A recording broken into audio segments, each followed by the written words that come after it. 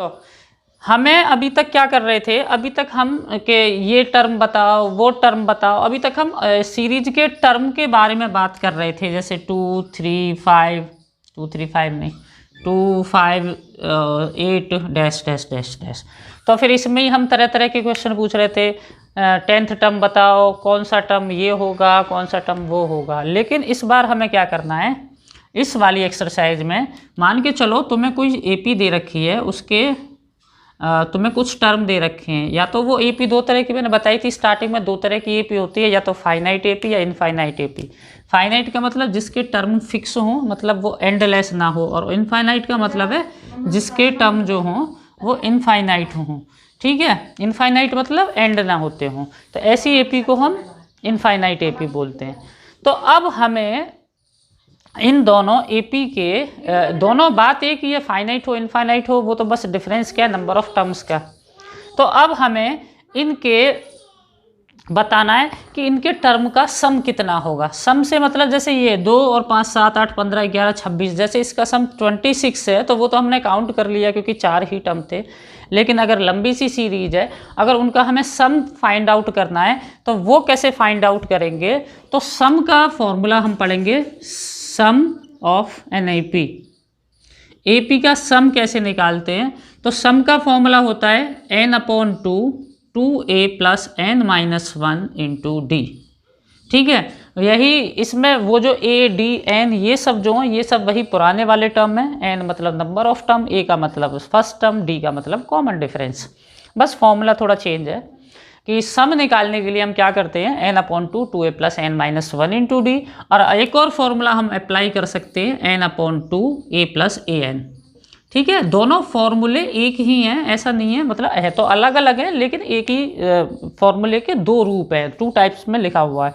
तो हमें क्या करना है, an का मतलब होता है लास्ट वाला टर्म जो हमें गिवन है, तो हमें कौन सा फॉर्मूला अप्लाई करना है वो हम जैसे क्वेश्चन करेंगे उसमें हमें पता चल जाएगा। वैसे हम किसी भी क्वेश्चन में दोनों फॉर्मूले अप्लाई कर सकते हैं, ऐसा ज़रूरी नहीं है कि ये करेंगे या ये करेंगे। अब जैसे मैंने तुम्हें ये दे रखा है क्वेश्चन, मैं यहाँ पे दिखाता हूँ। अब इसमें मैं अगर बोलूँ कि इसका सम फाइंड आउट करो एपी का, तो मैं कौन सा फॉर्मूला लगाना प्रेफर करूँगा, ये वाला। ये वाला क्यों प्रेफर करूँगा, क्योंकि an का मतलब है लास्ट वाला टर्म।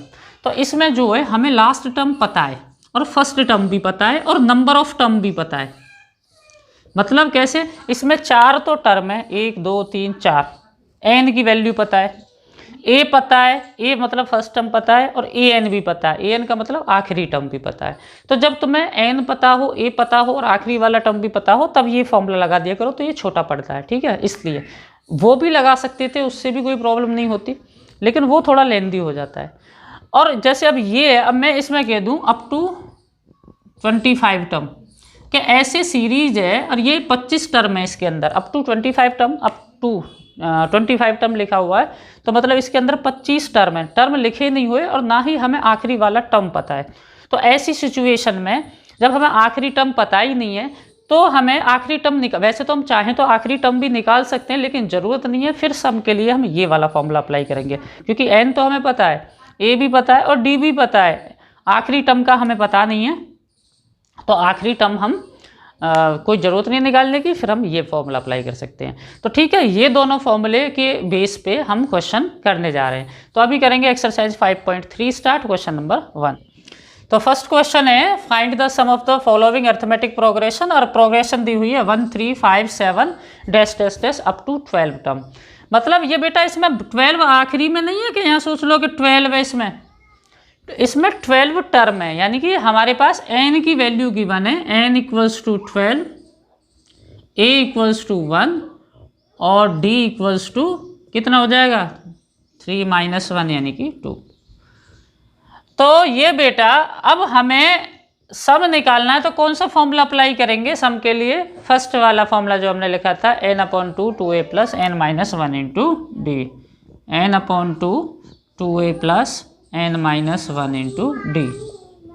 और ये क्यों किया, क्योंकि हमें इसमें आखिरी टर्म नहीं पता है, क्योंकि यहाँ पे 12 आखिरी टर्म नहीं है। कुछ बच्चे सोच रहे होंगे यहाँ पे जो है 12 नंबर ऑफ टर्म को बता रहा है। तो सम का फॉर्मूला क्या हो जाएगा, n/2, ये तो लिख दिया, 12/2 ए प्लस एन माइनस वन, यानी कि 12 माइनस वन इंटू डी की वैल्यू कितनी है 2। तो 12/2 हो जाएगा 6, 2 plus 2 minus one 11 into 2, 6, 2 plus 22, तो ये कितना हो गया 22 प्लस 2, पहले ब्रैकेट वालों को प्लस करते हैं तो 24 और ये इनको मल्टीप्लाई करके हो जाएगा 144। तो सेकंड क्वेश्चन में क्या है 8 3 माइनस 2 एक एपी दे रखी है, इसमें अप टू 22 टर्म, मतलब 22 टर्म का सम बताना है, मतलब 22 टर्म है, नंबर ऑफ टर्म काउंटिंग 22 है, मतलब n 22 है, a की वैल्यू 8 है और d की वैल्यू कितनी हो जाएगी, कॉमन डिफरेंस कितना हो जाएगा 3 माइनस 8 यानी कि -5। कॉमन डिफरेंस होता है second term minus first term करके निकाल लेते हैं हम, तो 3 माइनस 8 कितना होगा -5। अब formula S N equals to n upon 2, 2 into A plus N minus 1 into D. तो कैसे कितना हो जाएगा सम ऑफ 22, ये तो फॉर्मूला है, तो हमें 22 टर्म का सम बताना है, मतलब S22। तो S22 कितना हो जाएगा 22 अपॉन में 2, वैल्यू पुट कर रहे हैं, n का 22 है, 2 इंटू ए की वैल्यू 8 है, प्लस 22 माइनस 1 इंटू डी, और डी की वैल्यू -5 है, ऐसे ब्रैकेट में डाल दिया करो, माइनस का नंबर हुआ करे तो 2/22, 22/2 11 हो गया, और 2 इंटू 8 16 हो गया, 21 माइनस 1 22 माइनस 1 21 हो गया, और 21 इंटू 5 हो जाएगा 105, और 105 हो जाएगा ये माइनस में, क्योंकि ये माइनस का ये पॉजिटिव है 21, पॉजिटिव और नेगेटिव नंबर की मल्टीप्लिकेशन ऑलवेज नेगेटिव होती है। फिर ब्रैकेट के अंदर वालों को पहले सॉल्व करते हैं, तो ब्रैकेट के अंदर कितना हो जाएगा, ये पॉजिटिव है ये नेगेटिव है, पॉजिटिव माइनस नेगेटिव नेगेटिव करेंगे और आंसर नेगेटिव में आएगा क्योंकि नेगेटिव वैल्यू बड़ी है। तो कितना हो जाएगा ये हो जाएगा 89। अब क्या होगा 11 इंटू -89, तो आंसर तो माइनस में आएगा, मल्टीप्लिकेशन माइनस में ही आता है। 11 9 जा 99, 9 कैरी, 11 8 जा 88, 9 11 8 जा 88 और 9 8 कितना था कैरी का 9 था 97। तो ये हो गया इनका सम। तो चलो देखो थर्ड क्वेश्चन देखो 1/15, 1/12, 1/10 अप टू 11 टर्म। तो n की वैल्यू तो 11 है, number of term first term ये है, और कॉमन डिफरेंस के लिए हम क्या करेंगे डी निकालने के लिए second term minus first term, और माइनस कैसे करेंगे थ्रू देयर एलसीएम, पहले इनका एलसीएम में जाएंगे फिर उसके बाद सेम करेंगे लाइक फ्रैक्शन में। 15 और 3 12 का एलसीएम कितना होगा 60 होगा बेटा, 60 होगा एलसीएम। तो 60 के लिए एलसीएम 60, तो नीचे 60 आएगा, 12 5 जा इंटू 5 होगा, 15 4 जा 4 इंटू 1 होगा, 5 माइनस 4/60 यानी कि 1/60। तो कॉमन डिफरेंस आ गया 1/60। अब फॉर्मूला अप्लाई करेंगे S N equals to n/2 2a plus n minus 1 into D.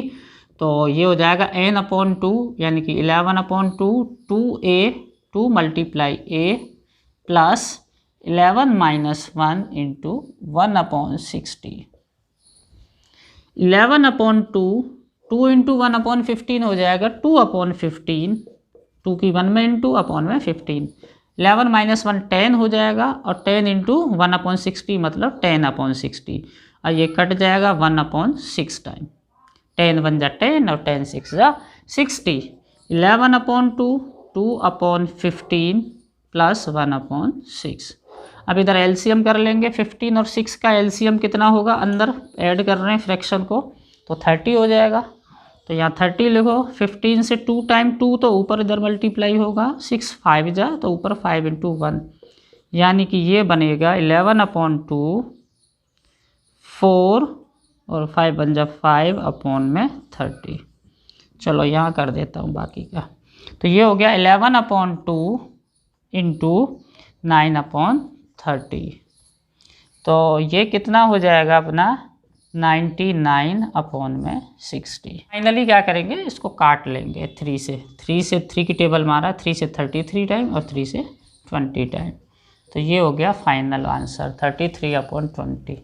तो सेकंड क्वेश्चन है find the sum of the following. First question 3 11 19 dash dash dash 803। तो ये तो अब इसमें क्या कौन सा फॉर्मूला अप्लाई करेंगे हम, सेकंड वाला मतलब जो हम बता रहे थे n/2 a प्लस एल या a प्लस ए एन। यहाँ एल भी लिख सकते हैं और ए एन भी लिख सकते हैं।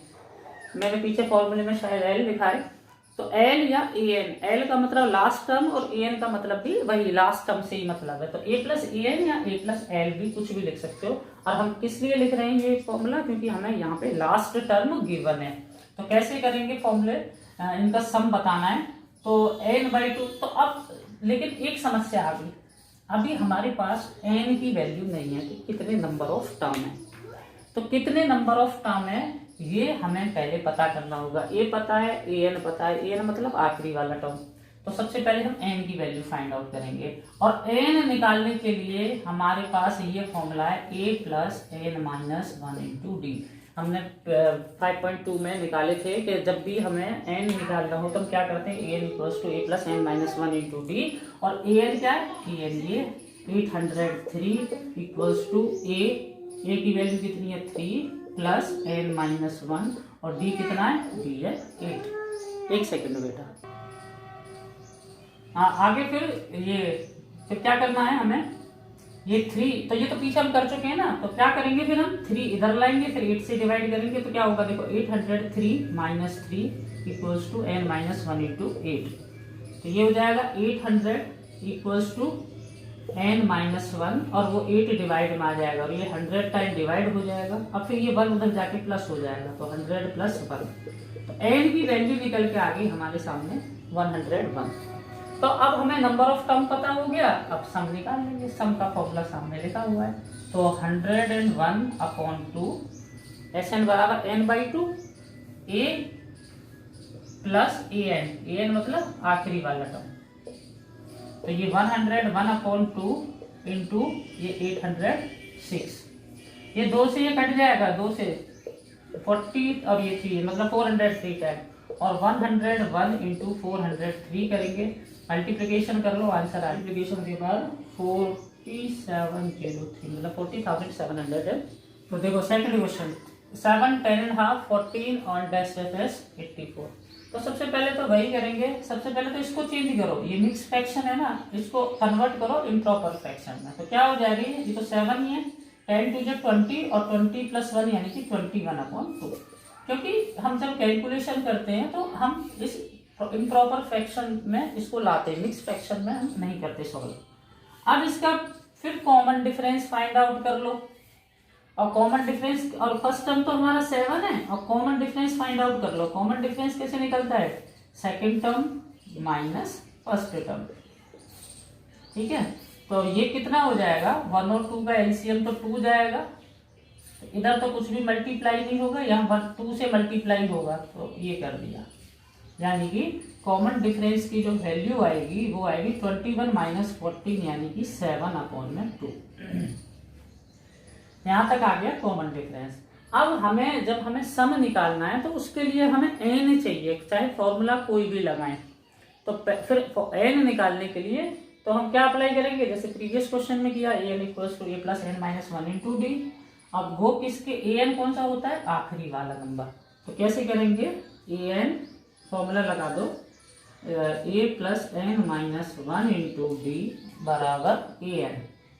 तो a की वैल्यू कितनी है, अभी अभी निकाली है, 7 प्लस n माइनस 1, n ही तो हमें पता करना है, इंटू डी की वैल्यू है 7/2 इक्वल्स टू an मीन्स आखिरी का नंबर।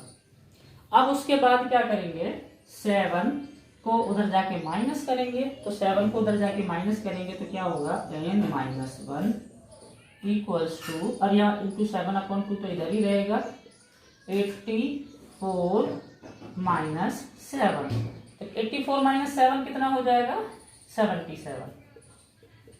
तो n माइनस 1 इंटू 7/2 बराबर 77। अब ये 7/2 का क्या होने वाला है कि ये क्रॉस मल्टीप्लिकेशन, जो 2 है वो तो ऊपर जाएगा और जो 7 है वो नीचे जाएगा डिवाइड में। मानो ऐसे हो, समझो ऐसे होता, x इंटू 3/2 बराबर 5।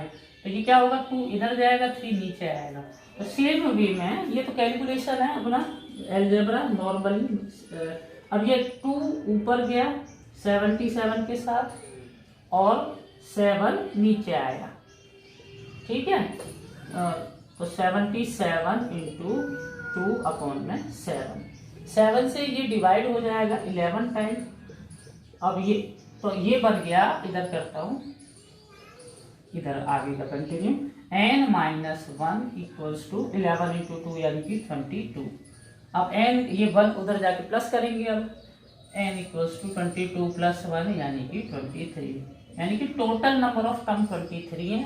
अब हम सम निकालेंगे, तो सम का फॉर्मूला क्या है, n upon 2 a plus a n, मतलब a प्लस एल यहाँ पर, क्योंकि ये फॉर्मूला हम इसलिए लगा रहे हैं क्योंकि हमें लास्ट टर्म पता है, नहीं पता होता तो वो लगाते, वैसे कोई भी लगा सकते हैं लेकिन लास्ट टर्म पता हुआ करे तो फिर ये लगा लिया करो।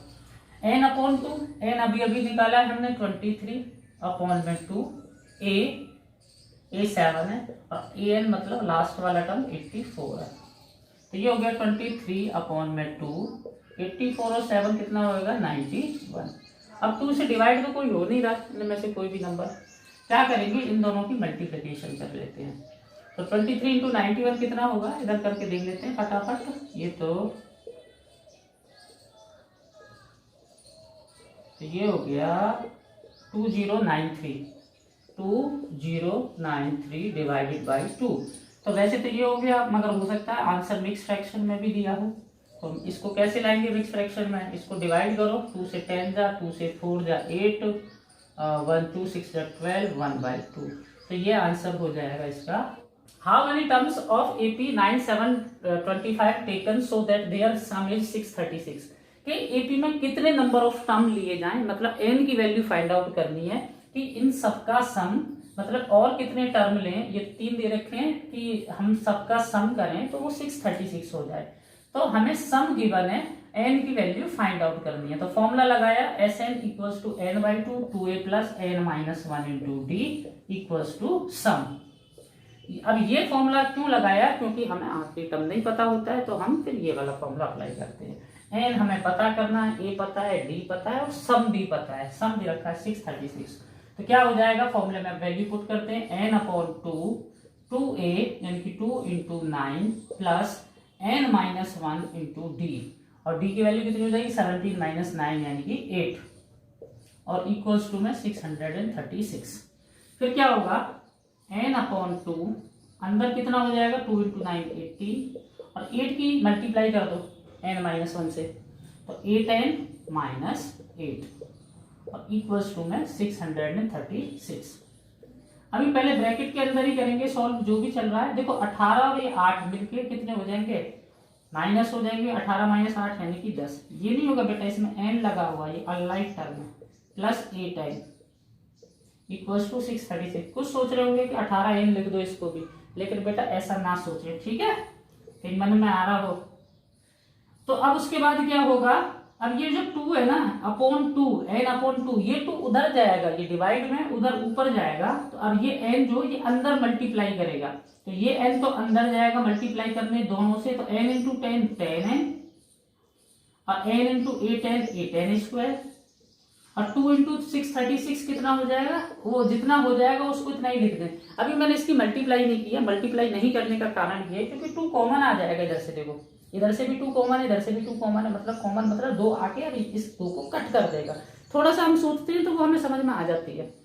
तो जैसे इससे क्या होता है, इक्वेशन छोटी हो जाती है, तो यहाँ से 2 कॉमन निकाल लो, 2 कॉमन है तो 2 5n प्लस 4n स्क्वायर, और उधर 2 इंटू 636। तो बेटा अब ये देखो 2 डिवाइड में जाएगा तो ये इसको काट देगा, इसको ऐसे सीधा लिख सकते हैं। तो अब हमारी इक्वेशन क्या बनी, यहाँ क्या बचा, 4n स्क्वायर प्लस 5n, और वो इक्वल्स टू 636, और फाइनली ये इधर आ जाएगा घूम के, 4n square plus 5n minus 636 equals to 0। तो हमें मिल गई यहाँ पे एक क्वाड्रेटिक इक्वेशन। अब क्वाड्रेटिक इक्वेशन को हमारे पास मेथड होते हैं, 2-3 मेथड होते हैं, या तो मिडिल टर्म स्प्लिटिंग कर लो या क्वाड्रेटिक फॉर्मूला अप्लाई कर लो, लेकिन कोशिश करनी चाहिए कि हम फैक्टराइजेशन मेथड से ही करें। तो अब इसके क्या करेंगे, फर्स्ट और लास्ट की मल्टीप्लाई करेंगे और फिर देखेंगे उसको स्प्लिट करके कि कितना होगा। तो पहले फर्स्ट और लास्ट वाले की मल्टीप्लाई करके देख लेते हैं, मतलब इसकी मल्टीप्लाई बननी चाहिए हमें, इसको जो स्प्लिट करते हैं मिडिल टर्म को। तो फर्स्ट और लास्ट की मल्टीप्लाई कितनी बनेगी, 4 6 24, 2 कैरी 4 6 12 2 14, 1 कैरी 4 6 24, मतलब 2 4। अब बेटा ये थोड़ा सा यहाँ पे सोचने वाला काम है। तो इनकी फर्स्ट की और लास्ट की मल्टीप्लिकेशन बनी थी 2544। अब 2544 है, हमें मिडिल वाला स्प्लिट करना है, मतलब बीच वाले को दो नंबर के में तोड़ के लिखना है कि सब ये रिजल्ट तो 5 ही रहे और उनकी मल्टीप्लिकेशन कितनी बने 2544। तो क्या किया हमने 2544 के फैक्टर कर दिए प्राइम फैक्टर, और प्राइम फैक्टर के देखे हमने पेयर का कॉम्बिनेशन कर करके, यहाँ पे तो हमें सीधा ही दिख गया कि देखो 2 इंटू 2 4, 4 2 8, 8 2 16, 16 2 48। तो ये 48 है, ये 53 है कि 53 माइनस 48, 53 माइनस 48, मैंने इसमें से ये पूरा माइनस करेंगे तो 5 बचेगा, हमें 5 ही चाहिए बेटा, ठीक है। और मल्टीप्लाई तो डेफिनेटली 53 और 40 इनकी मल्टीप्लाई तो ये ही बनेगी क्योंकि ये इसी के फैक्टर है।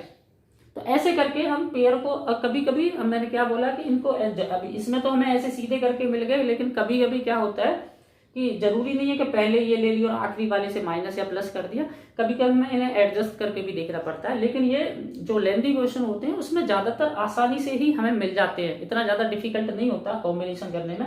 तो ऐसे करके हम चेक कर सकते हैं।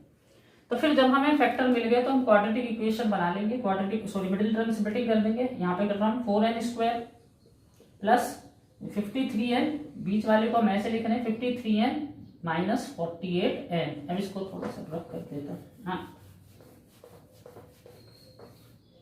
-636, हाँ वेरी गुड।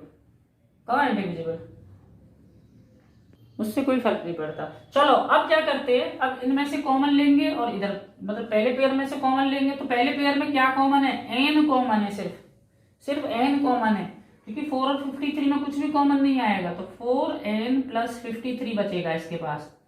और इन दोनों में क्या कॉमन है, पहली बात तो माइनस लिखेंगे बाहर, जब दोनों पे माइनस लगा हो तो माइनस कॉमन लेते हैं।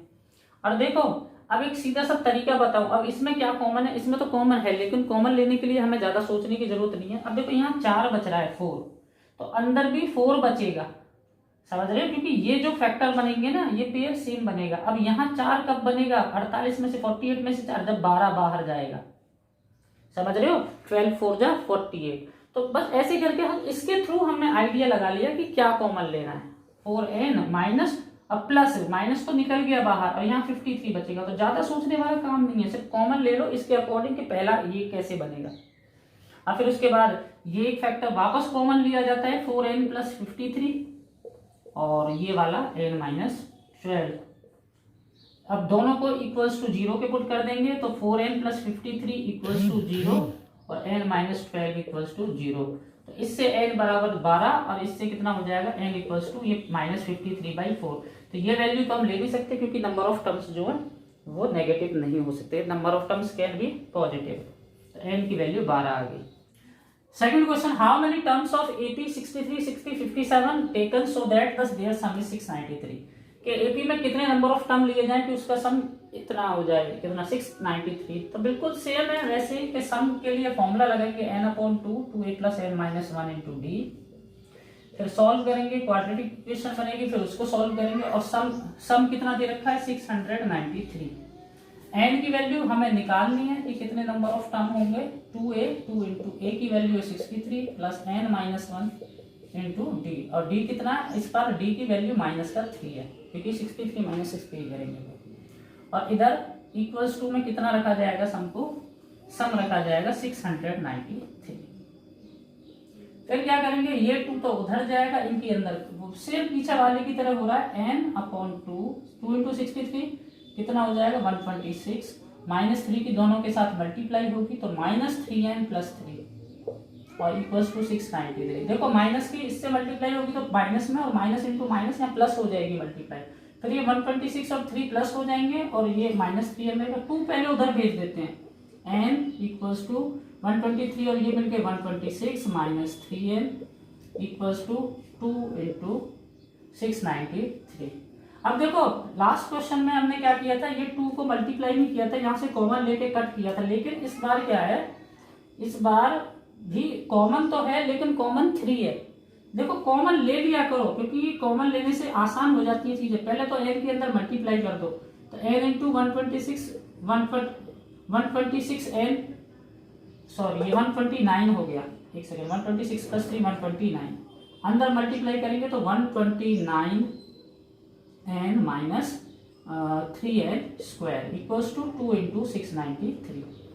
अभी भी मैं मल्टीप्लाई किस लिए नहीं कर रहा हूँ, क्योंकि 3 कॉमन है। पहले कॉमन 3 निकाल के 3 से ये डिविजिबल हो जाएगा, ये डिविजिबल है 3 की टेबल में आ जाएगा, ताकि छोटा हो जाए। मल्टीप्लाई करके फालतू में लंबा करेंगे तो इधर से 3 कॉमन निकाल लेंगे, और 3 कॉमन आने पे क्या बचेगा, इधर 3 4 जा 3 3 जा n माइनस n स्क्वायर, ठीक है, 2 इंटू 693। और इस 3 से ये डिवाइड होगा तो ये कट होगा, 3 2 जा 6, 3 3 जा 9 और 3 1 जा 3, 231 टाइम इस 3 से। अब ये 2 का इसमें मल्टीप्लाई कर देंगे तो 2 1 जा 2, 2 3 जा 6 और 2 4 जा 4। अब इधर कितना है, 43n माइनस n स्क्वायर। अब क्या करेंगे, इनको उधर ले जाके शिफ्ट कर दो, क्वाड्रेटिक इक्वेशन बन जाएगी। तो ये उधर जाएगा तो n square positive, 43n negative और माइनस 462 तो पॉजिटिव ही है, वो तो अपनी साइड है ना, ये दोनों शिफ्ट किए हैं इक्वल पे। अब वही के 43n, अब मिडिल टर्म स्प्लिटिंग करेंगे, लेकिन फर्स्ट और लास्ट की मल्टीप्लाई कितनी हो रही है, 462।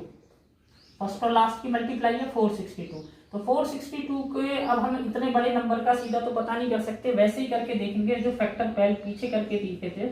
देखो 2 से डिवाइड हो रहा है, 2 से 2 जा, 2 से 3 जा, 2 से 1 जा। अभी किससे डिवाइड हो रहा है, 3 से, 3 7 जा 21 और 3 7 जा 21। अभी 7 से 11 और 11 से 1।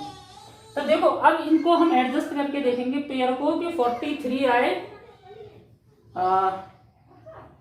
तो देखो हो गया काम, 21 और 22, 21 और 22, माइनस का 21 और माइनस का 22, ऐसे करके देखो, माइनस का 21 और माइनस का 22, तो मिलके माइनस का 43 हो जाएंगे, क्योंकि दोनों नेगेटिव नंबर को ऐड करेंगे।